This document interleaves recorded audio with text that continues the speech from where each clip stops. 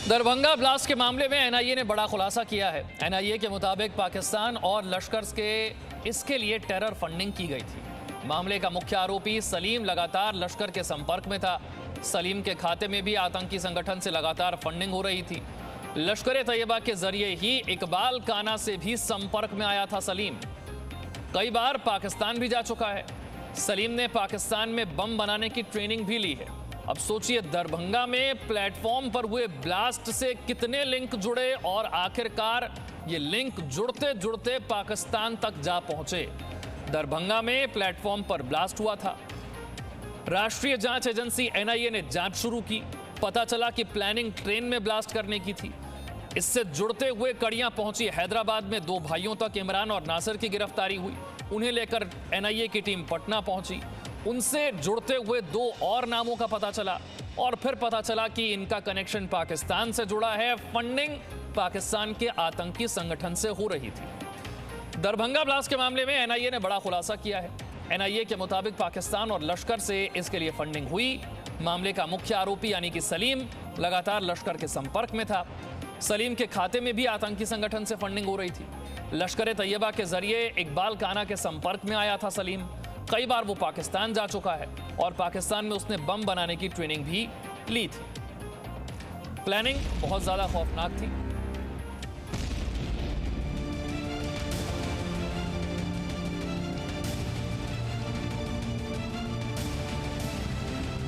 दरभंगा में धमाका, पाकिस्तान में आका।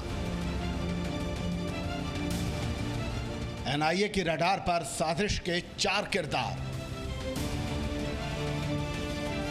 ट्रेन धमाके की साजिश का हाफिज कनेक्शन।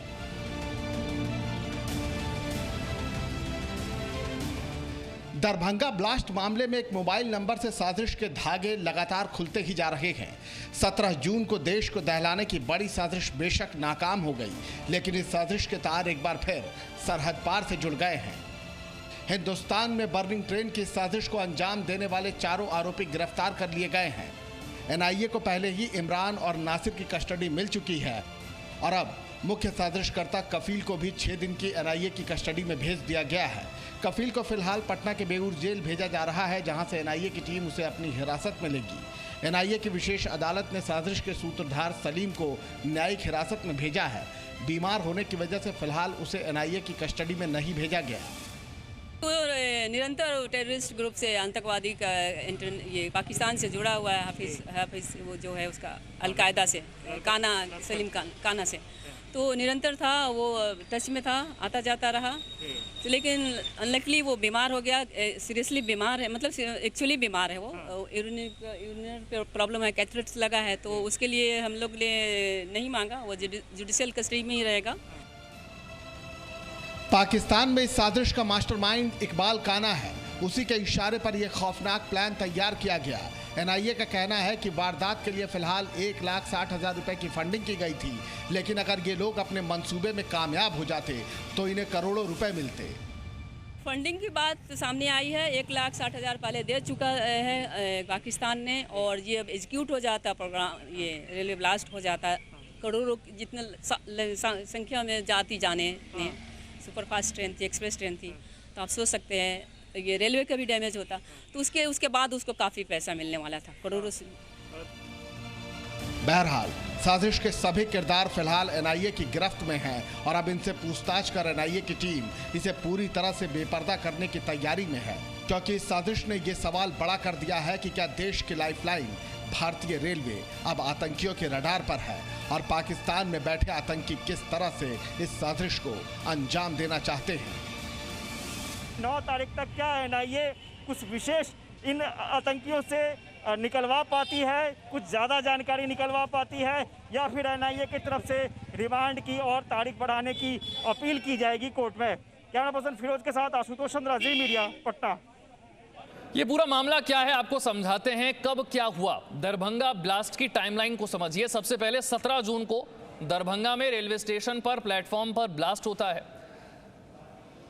पता चलता है कि सिकंदराबाद से पहुंचे कपड़ों के पार्सल में यह धमाका हुआ है। पता चलता है कि मकसद क्या था। मकसद था चलती ट्रेन में विस्फोट करना। यह आतंकियों का मकसद था, लेकिन यह पूरा नहीं हो पाया।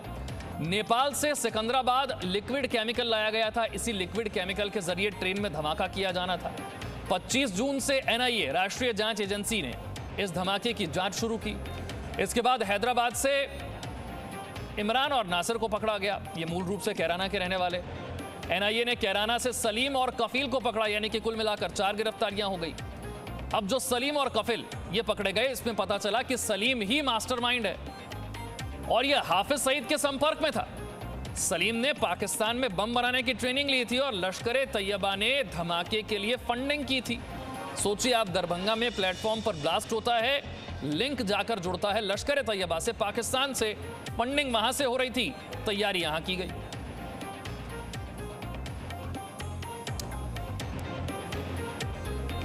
मेरे दो सहयोगी मेरे साथ हैं, ब्रिजेश मिश्रा और जितेंद्र शर्मा मेरे साथ जुड़ रहे हैं। ब्रिजेश, कोई सोच भी नहीं सकता था कि दरभंगा में प्लेटफॉर्म पर हुए ब्लास्ट के लिंक पाकिस्तान तक, लश्कर तैयबा तक, हाफिज सईद से जाके जुड़ जाएंगे। और ये अगर गलती नहीं हुई होती और विस्फोट अगर बीच में ही सिकंदराबाद और दरभंगा के बीच में ही कहीं पर इन लोग का प्रोग्राम था कि विस्फोट किया जाए, और जिस लिक्विड को कपड़े में बांधा गया था, उनको मकसद यही था कि चलती ट्रेन में पार्सल बोगी में आग लगेगी और उस आग के जरिए बाकी डिब्बों में भी एक आग जाएगी और एक बर्निंग ट्रेन बनाने की साजिश ये थी।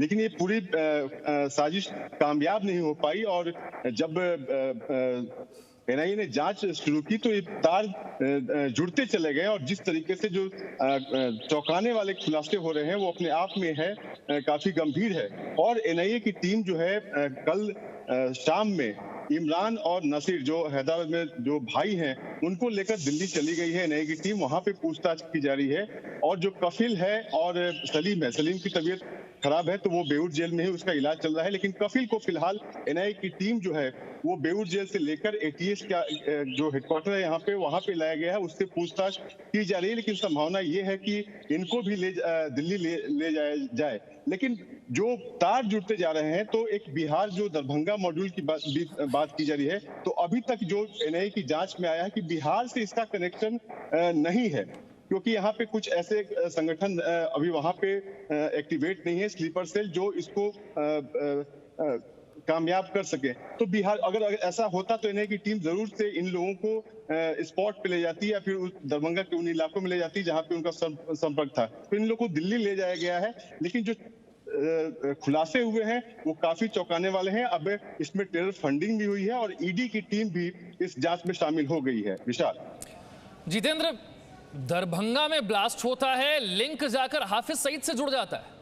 ये कितना बड़ा नेटवर्क है, ये काम कैसे करता है, कैसे फंडिंग की जाती है, कैसे भारत में इसके लिए लोगों को तैयार किया जाता है? बड़ी चौंकाने वाली बातें हैं। देखिए विशाल, जो लश्कर तैयबा है, हाफिज सईद है, वो लगातार इस तरह की कोशिश में लगा हुआ है कि किस तरह से भारत के अंदर अलग अलग शहरों में धमाके किए जाएं जिससे जान माल का नुकसान हो। इसके लिए भारत के अंदर ही बहुत सारे ऐसे स्लीपर सेल हैं जो कि पाकिस्तान में आईएसआई एजेंसी या लश्कर तैयबा या इस तरह के जो आतंकी संगठन है उनके लिए कहीं ना कहीं काम कर रहे हैं। उनके लिए इस तरह के जब भी मौके आते हैं तब वो काम करते हैं। सलीम, जो कि इस पूरे नेटवर्क में जो ये 4 गिरफ्तार किए गए हैं उसमें मास्टरमाइंड है, जो कि इकबाल काना एक बहुत पुराना टेररिस्ट है जो कि भारत से ही भाग करके पाकिस्तान चला गया था और आईएसआई और लश्कर के साथ मिलकर के भारत के अंदर वो जो नकली नोट है उसका कारोबार कर रहा है, ड्रग्स का कारोबार कर रहा है और इसके अलावा धमाके की साजिश भी कर रहा है। इससे पहले भी कई बार उसका जो भारत के खिलाफ साजिश रची गई है उसमें नाम आया। सलीम इकबाल काना के जरिए हाफिज सईद से संपर्क में आया और उसी के बाद ये साजिश रची गई। सलीम वो शख्स है जिसने इमरान और नासिर दोनों भाइयों को रिक्रूट किया और साथ ही साथ कफील उसको भी इस धमाके की योजना में शामिल किया और इसी के जरिए वो नासिर को 2012 में पाकिस्तान लेके गया था। वहां पर उसे बकायदा आईईडी बनाने की ट्रेनिंग दी गई थी। आईईडी बनाना आसान नहीं होता, उसके लिए बहुत सारे केमिकल्स और इक्विपमेंट चाहिए होते हैं, लेकिन लश्कर के ट्रेनिंग सेंटर के अंदर जो पाकिस्तान के अंदर है वहां पर नासिर को लोकल जो केमिकल्स होते हैं जो आसपास आराम से मिल जाते हैं उसके जरिए आईईडी बनाने की ट्रेनिंग दी गई थी। तो आप टाइमलाइन समझिए विशाल, 2012 में नासिर गया था, वहां पर उसे ट्रेनिंग दी गई थी। और तब से देखिए, क्योंकि एक लंबा समय गुजर चुका है, लेकिन किस तरह से ये जो आतंकी मॉड्यूल है काम करता है कि किस तरह से पहले से ट्रेनिंग दे करके लोगों को तैयार करके रखा जाता है कि जब साजिश रचनी हो तब उसी दौरान इसका इस्तेमाल किया जा सके। जो 2012 में ट्रेनिंग दी गई थी उसका इस्तेमाल नासिर ने अब किया है, जब कपड़े के अंदर उसने आईईडी बना करके दोनों भाइयों ने सिकंदराबाद से ट्रेन में पार्सल बुक किया और उसके बाद दरभंगा के लिए बुक किया। जो इनकी साजिश थी वो काफी बड़ी थी। बर्निंग ट्रेन इनका जो प्लान का हिस्सा था वो इन्होंने प्लान किया था, लेकिन ये अच्छी बात है कि वो साजिश इनकी पूरी नहीं हो पाई, लेकिन अगर पूरी हो जाती तो काफी बड़ा हादसा हो सकता था। अब क्योंकि मॉड्यूल पकड़ा गया है, फिलहाल एनआईए का कहना है कि सलीम मास्टरमाइंड है, जो कि इसी तरह से काफी सारे लोगों को रिक्रूट करके तैयार कर चुका है। अलग अलग समय पर उनसे वो काम करवाता रहता है। फिलहाल 4 लोगों की गिरफ्तारी हुई है और इसमें सलीम का से पूछताछ बेहद जरूरी है, क्योंकि वही इस मॉड्यूल का मास्टरमाइंड है और इसके जरिए और कितने लोग उसने तैयार कर रखे हैं इस तरह की आतंकी वारदात को अंजाम देने के लिए, इसके बारे में पता किया जाना बेहद जरूरी है। क्योंकि ये बात साफ है विशाल कि जितने भी आतंकी संगठन है वो छोटे छोटे मॉड्यूल्स को, स्लीपर सेल्स को तैयार करके रखते हैं ताकि अलग अलग जगहों पर उनसे अलग अलग तरीके से काम करवाया जा सके। तो इसको ये कहना कि ये पूरा नेटवर्क है तो ये गलत बात होगी। ये एक मॉड्यूल है जिसने पाकिस्तान के इशारे पर, जो वहां पर आतंकी संगठन बैठे हुए हैं उनके इशारे पर ये आतंकी घटना को अंजाम दिया, लेकिन इसके जरिए और भी आतंकी मॉड्यूल तक पहुंचा जा सकता है। ठीक है, और आतंकी मॉड्यूल की जानकारी इकट्ठा करना भी मकसद है। एनआईए ने फिलहाल इस केस को लेकर 4 लोगों की गिरफ्तारी की है। सलीम इसका मास्टरमाइंड है, जिसके लिंक लश्कर तैयबा से हाफिज सईद से जुड़ते नजर आ रहे हैं। बहुत बहुत शुक्रिया जितेंद्र और ब्रजेश इस जानकारी के लिए। लेकिन यह आतंक का दरभंगा मॉड्यूल क्या है, ये भी आपको समझाते हैं। बड़ी चौंकाने वाली जानकारियां सामने आई हैं। दरभंगा रेलवे प्लेटफॉर्म पर धमाका होता है। जब जांच की जाती है तो पता चलता है कि यहां पर लिक्विड केमिकल का इस्तेमाल हुआ। फिर पता चलता है कि लिक्विड केमिकल नेपाल से सिकंदराबाद लाया गया था। आरोपियों की तलाश की जाती है तो हैदराबाद से लिंक जुड़ता है। हैदराबाद से 2 आतंकी पकड़े जाते हैं। फिर इनका कनेक्शन यूपी के कैराना से निकलता है, जहां पर ब्लास्ट की साजिश रची गई थी। दिल्ली में इस वक्त आरोपियों से एनआईए की टीम पूछताछ कर रही है और पूछताछ में खुलासा हुआ है कि इन सब की फंडिंग पाकिस्तान से हो रही थी।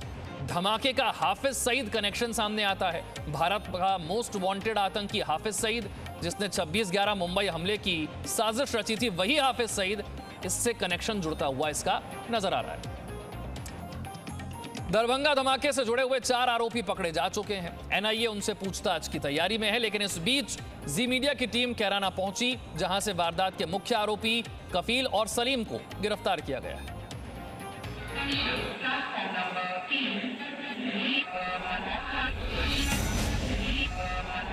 ये काले रंग की शीशी देख रहे हैं आप। इस छोटी सी शीशी से बहुत बड़ा नुकसान पहुंचाने की साजिश रची गई थी। साजिश थी एक ट्रेन को द बर्निंग ट्रेन में बदलने की, लेकिन आतंकियों की मंशा धरी की धरी रह गई। दरभंगा पार्सल ब्लास्ट केस की जांच में एनआईए का खुलासा है कि इस धमाके की साजिश के तार पाकिस्तान से लेकर पश्चिमी उत्तर प्रदेश के कैराना तक से जुड़े हैं।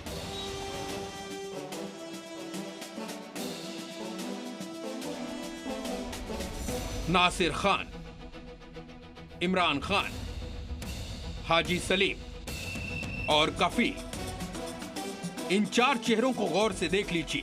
ये चारों दरभंगा पार्सल ब्लास्ट के आरोपी हैं। सभी पश्चिमी उत्तर प्रदेश के कैराना के रहने वाले हैं। दरभंगा से 1200 किलोमीटर दूर बैठकर कैसे इन आरोपियों ने ट्रेन को द बर्निंग ट्रेन बनाने की साजिश रची थी, ये जानने के लिए जी न्यूज की टीम शामली जिले के कैराना में पहुंची। जो घर आप देख रहे हैं, ये घर जो है हाजी सलीम का बताया गया है और ये जानकारी मिली है कि इसी घर में हाजी सलीम अपने बच्चों के साथ, अपने परिवार के साथ यहाँ पर रहता था और करीब 1 हफ्ता पहले जो एनआईए की टीम है वो यहाँ पहुँची थी और उसके बाद में हाजी सलीम को और उसके जो साथी हैं उसको यहाँ से एनआईए की टीम लेकर के गई थी और गहन पूछताछ के बाद में एनआईए की टीम ने हाजी सलीम को और उसके जो साथी हैं उसे एनआईए की टीम ने गिरफ्तार किया है। और यहाँ जितने भी लोग हैं सब लोग हैरान हैं कि आखिरकार कैसे जो हाजी सलीम है उसका रोल सामने आया है। दरभंगा में ट्रेन ब्लास्ट वैसे तो जून में हुआ था, लेकिन एनआईए की जांच में खुलासा हुआ है कि इसकी तैयारी 4 महीने पहले फरवरी में ही की गई थी और धमाके की साजिश के लिए मीटिंग हुई थी आरोपी हाजी सलीम के इसी घर पर।